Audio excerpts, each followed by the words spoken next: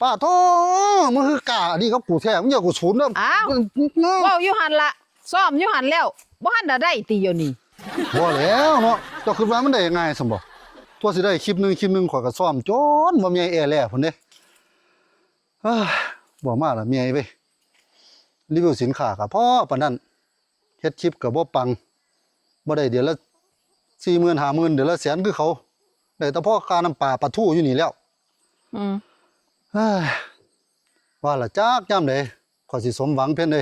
ก่อนที่มึงสิสมหวังหั่นให้มึงสมประกอบซะก่อน เนาะเอ้ย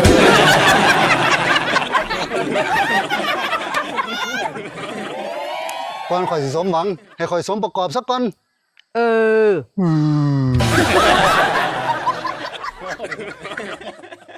เฮ็ดแต่ละคลิปออกมาน่ะกูว่าเป็นคนบ่สมประกอบ ผู้ใดสิเบิ่งมึงอยู่หานบักหัวล้าน เนาะ